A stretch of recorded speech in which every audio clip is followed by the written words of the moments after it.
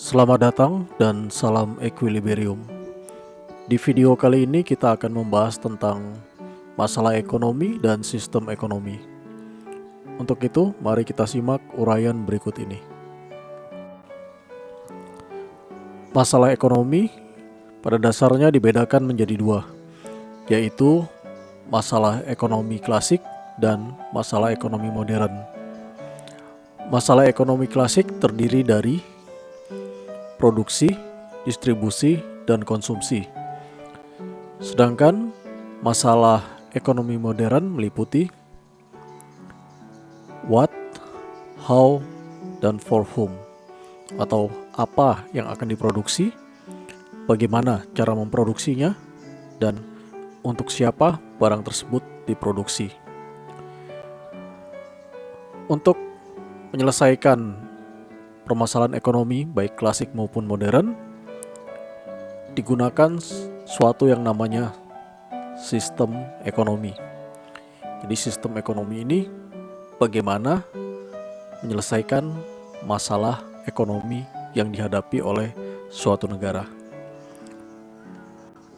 Pengertian sistem ekonomi bisa kita lihat pada slide sebagai berikut. Sistem ekonomi adalah cara suatu negara atau masyarakat mengatur dan mengelola sumber daya yang ada untuk memenuhi kebutuhan masyarakatnya. Ini mencakup juga bagaimana cara memproduksi barang dan jasa, bagaimana cara mendistribusikan barang dan jasa, serta bagaimana cara mengkonsumsinya. Secara sederhana, sistem ekonomi itu menjawab pertanyaan apa yang akan diproduksi, barang dan jasa apa yang dibutuhkan oleh masyarakat, bagaimana cara memproduksinya, dengan teknologi dan sumber daya apa produksi akan dilakukan, dan untuk siapa produksi dilakukan, serta bagaimana hasil produksi didistribusikan kepada masyarakat. Sistem ekonomi terdiri dari beberapa jenis yang akan kita bahas sebagai berikut. Yang pertama adalah sistem ekonomi tradisional. Sistem ekonomi tradisional adalah sistem perekonomian yang sangat bergantung pada kebiasaan, adat istiadat, warisan budaya yang telah dijalankan secara turun-temurun. Jadi dalam sistem ini, keputusan-keputusan ekonomi lebih banyak didasarkan pada tradisi daripada pada perhitungan keuntungan atau efisiensi. Berikutnya kita akan membahas mengenai ciri-ciri sistem ekonomi tradisional.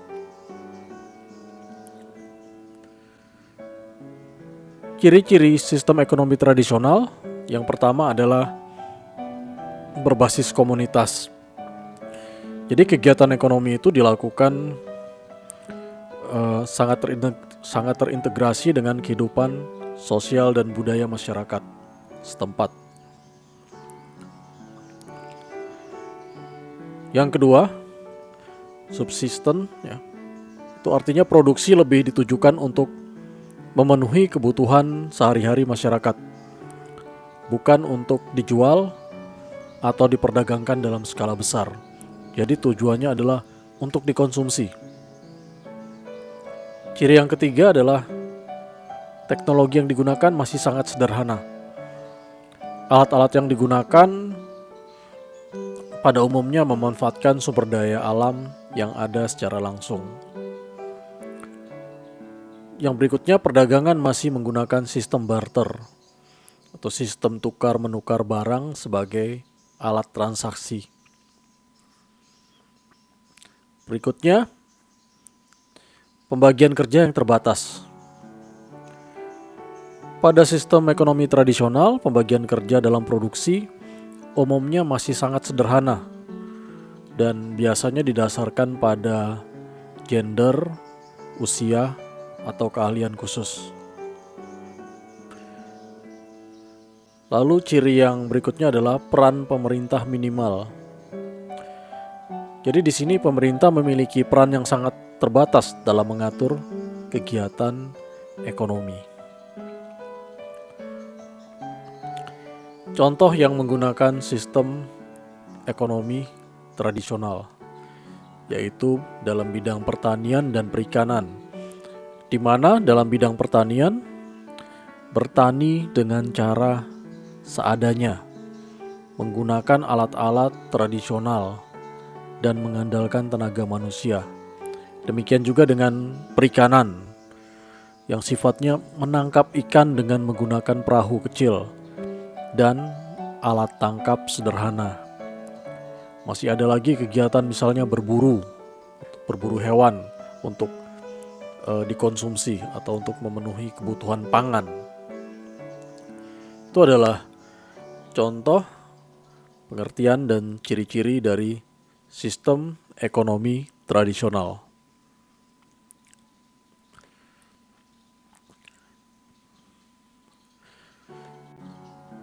Selanjutnya adalah sistem ekonomi pasar. Kita akan lihat dulu pengertiannya.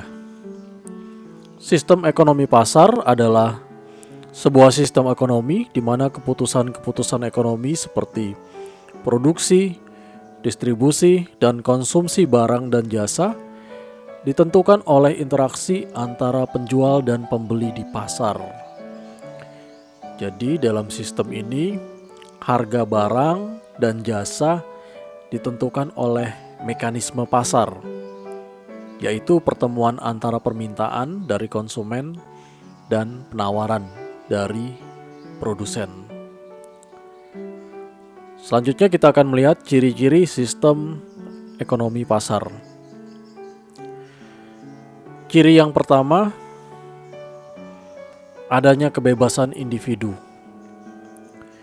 Di sini individu memiliki kebebasan untuk memilih pekerjaan, memulai bisnis, dan membeli barang dan jasa sesuai dengan keinginan dan kemampuannya. Ciri yang kedua yaitu adanya persaingan. Adanya persaingan antar produsen, terutama antar produsen, akan mendorong mereka untuk menghasilkan produk yang berkualitas dengan harga yang kompetitif, yang bisa bersaing. Yang berikutnya adalah motifnya adalah untuk mencari keuntungan. Dalam sistem ekonomi pasar, produsen didorong oleh motif untuk memperoleh keuntungan sebanyak-banyaknya, sehingga mereka akan berusaha untuk memproduksi barang dan jasa yang paling diminati oleh konsumen. Selanjutnya adalah peran pemerintah terbatas. Karena sistem ekonomi pasar, di sini peran pemerintah terbatas dalam mengatur perekonomian. Semuanya diserahkan pada mekanisme pasar. Peran pemerintah hanya sebatas menciptakan lingkungan bisnis yang kondusif. Dan ciri yang paling utama adalah mekanisme harga. Jadi harga bertindak sebagai sinyal bagi produsen dan konsumen. Kenaikan harga akan mendorong produsen untuk meningkatkan produksi, sedangkan penurunan harga akan mendorong konsumen untuk membeli lebih banyak. Contoh negara yang menerapkan sistem ekonomi pasar adalah Amerika Serikat dan beberapa negara yang ada di Eropa Barat. Selanjutnya kita akan membahas mengenai sistem ekonomi terpusat. Kita langsung masuk ke pengertian sistem ekonomi terpusat. Adalah sebuah sistem ekonomi di mana pemerintah memiliki kendali penuh atas semua aspek perekonomian. Pemerintah secara langsung menentukan apa yang akan diproduksi, bagaimana cara memproduksinya, dan bagaimana hasil produksi didistribusikan. Jadi semuanya terpusat pada pemerintah mengenai apa, bagaimana, dan untuk siapa barang atau jasa diproduksi. Selanjutnya kita akan melihat ciri-ciri sistem ekonomi terpusat. Yang pertama adalah pemerintah sebagai pemilik utama. Di sini pemerintah memiliki kepemilikan atas sebagian besar atau semua faktor produksi, seperti tanah, pabrik, sumber daya alam, dan lain-lain, sehingga pemerintah yang mengatur produksinya. Lalu ciri yang kedua adalah adanya perencanaan pusat. Jadi semua keputusan ekonomi dibuat oleh pemerintah melalui perencanaan di pusat. Pemerintah membuat rencana jangka panjang dan jangka pendek mengenai produksi, distribusi, dan konsumsi. Ciri yang ketiga adalah minimnya peran pasar. Pada mekanisme pasar, itu didasarkan pada permintaan dan penawaran yang terjadi di pasar. Pada sistem ekonomi terpusat, mekanisme pasar ini sangat minim karena harga barang dan jasa ditentukan oleh pemerintah. Lalu ciri yang berikutnya adalah egalitarianisme. Ini adalah sistem yang bertujuan untuk mencapai kesetaraan sosial dengan mendistribusikan pendapatan secara merata. Contoh negara yang menerapkan sistem ekonomi terpusat itu adalah Uni Soviet dulu sebelum runtuh, ya. Dan Cina sebelum reformasi ekonomi. Sekarang kita akan masuk ke sistem ekonomi yang berikutnya, yaitu sistem ekonomi campuran. Kita lihat di pengertiannya.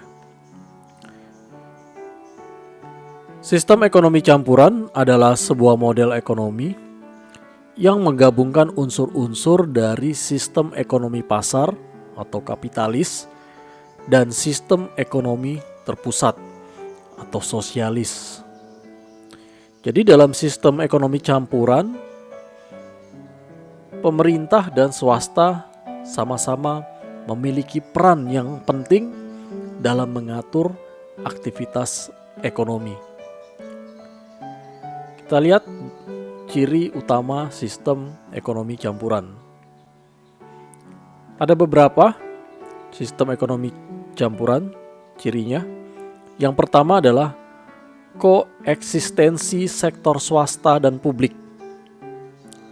Maksudnya adalah pemerintah memiliki peran dalam menyediakan barang dan jasa untuk publik seperti pendidikan, kesehatan, dan infrastruktur. Sementara sektor swasta bebas menjalankan bisnis dan menghasilkan keuntungan. Kalau di Indonesia, sektor-sektor yang sifatnya penting dan menguasai hajat hidup orang banyak itu dikuasai oleh negara. Pihak swasta mengelola sektor-sektor lainnya. Ciri yang kedua, regulasi pemerintah. Dalam sistem ekonomi campuran, pemerintah membuat peraturan dan kebijakan untuk mengatur aktivitas ekonomi, melindungi konsumen, dan menjaga stabilitas ekonomi. Lalu ciri yang ketiga adalah adanya kebebasan berusaha. Di sini sektor swasta memiliki kebebasan untuk memulai bisnis, berinvestasi, dan bersaing. Yang berikutnya adalah perencanaan ekonomi. Maksudnya adalah pemerintah membuat rencana pembangunan jangka panjang untuk mencapai tujuan ekonomi nasional, di mana dalam rencana pembangunan jangka panjang itu dimasukkan juga peran dari pemerintah dan swasta. Ciri yang berikutnya adalah distribusi pendapatan. Pada sistem ekonomi campuran, pemerintah berupaya mengurangi kesenjangan sosial melalui program-program kesejahteraan dan pajak progresif. Contoh negara yang menerapkan sistem perekonomian campuran adalah Indonesia dan Singapura. Demikian pembahasan mengenai sistem ekonomi. Semoga bermanfaat. Terima kasih atas perhatiannya dan salam keseimbangan.